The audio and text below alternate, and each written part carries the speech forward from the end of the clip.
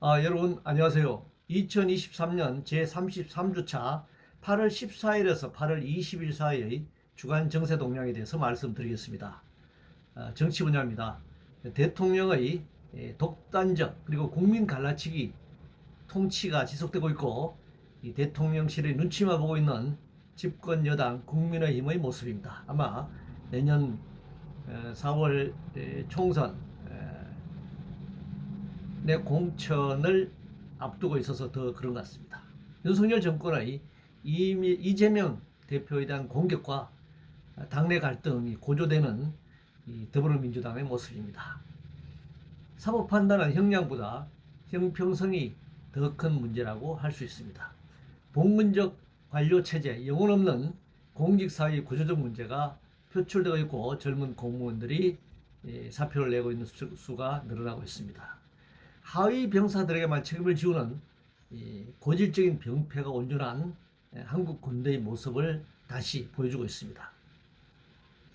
경제 문제입니다.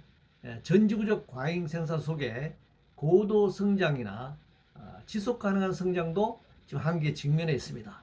탈성장 정책을 수립해야 할 때입니다. 재벌 부자 감세하면 투자가 늘어난다. 그래서 세수가 증가한다고 하는 것이 거짓말이었음이 드러나고 있습니다. 중국 부동산처럼 자본주의 세계와 금융화로 인한 지향이 전 지구적 그리고 각 분야에서 표출되고 있습니다. 국내 재벌 글로벌 기업은 국가의 규제 통제를 벗어나 착취와 수탈을 통한 규모의 경제를 계속적으로 이루어가고 있습니다. 전기 사용은 가정용보다 기업용이 압도적입니다. 따라서 전기료 인상은 계급 계층 간 형평성의 문제를 고려해야 할 것입니다. 사회 문제입니다. 1987년 민주운동은 대학 출신인 586, 정치 진출 당시는 386의 전유물이 아닙니다. 시민운동이자 이어진 1987년 노동자 대투쟁과 민주주의운동의 산물이라고 할 수 있습니다. 대학 입시 위주 수능제도 폐지와 대학 무상화, 그리고 평생교육, 교권과 학생 인권을 대립적으로 생각하지 말아야 하고, 학부모도 교육의 주체로 자리매김돼야 합니다. LH는 공공임대주택 건설과 관리만 전담해야 할 것입니다. 전세 대체가 아니라 주택 국가 책임제를 분명히 할 때입니다. 연금개혁의 핵심은 국가복지제도로서 국가의 역할, 연기금에 정부 재정을 투입하는 결단을 내려야 할 것입니다. 공영방송은 권력의 전유물이 아니라 시청자인 국민의 소유라는 점을 분명히 할 때이고, KBS 이사회장과 사장도 역시 시청자가 선택하고 선출할 권리를 가져야 합니다. 부패공화국, 부정비리 백화점, 대통령 친인척부터 부정비리에 빠져있는 나라입니다.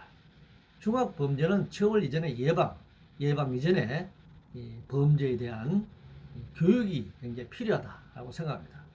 자녀 수의 문제가 아니라 태어난 아동에 대한 양육의 국가 책임제를 분명히 하는 것이 저출생 문제를 해결할 수 있는 길이라고 생각합니다.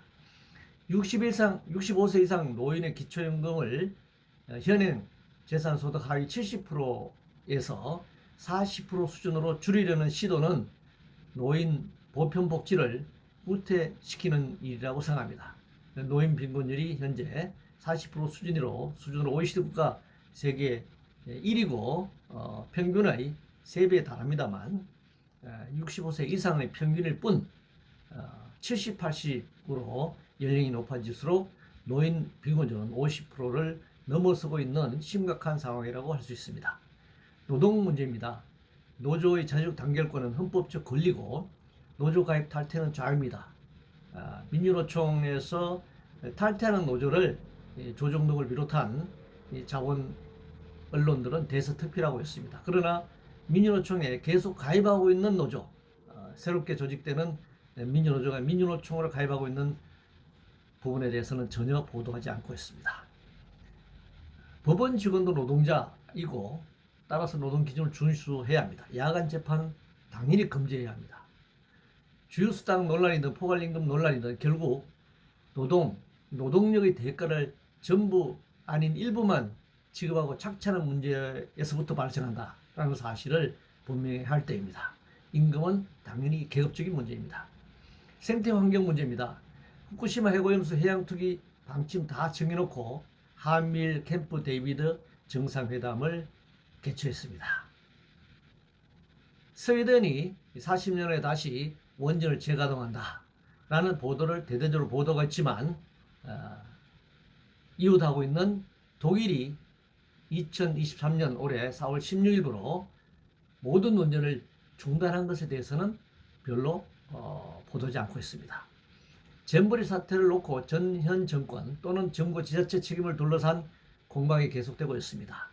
문제의 본질은 새만금 방조제를 막아 갯벌과 환경을 파괴한 것이 본질이고 그 환경이 생태가 파괴된 그곳에 이 잼버리 세계를 연 것 자체가 문제라고 생각합니다.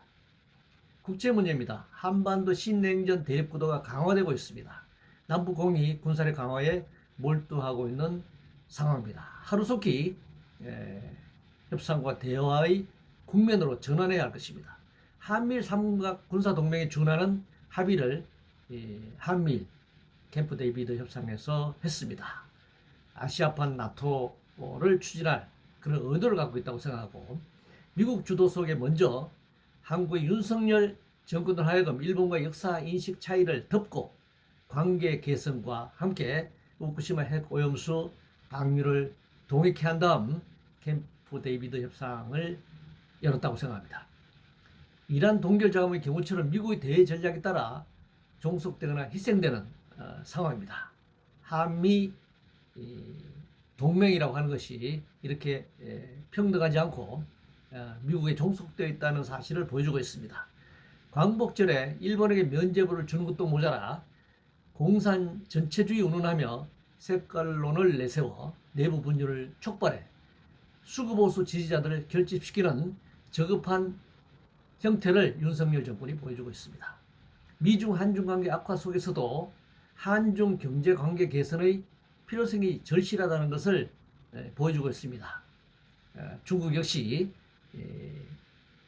미중 관계의 악화 속에서 한국과의 관계를 유지할 필요성을 절실하게 느끼고 있는 상황이고 한국 역시 한중 관계 지난 30년간의 한중 경제 관계가 워낙 밀도 있게 진행되기 때문에 한중 경제 관계의 파탄 속에서 한국의 수출과 또 경제 운영이 자유롭지 못하다라는 점을 분명히 하고 있습니다.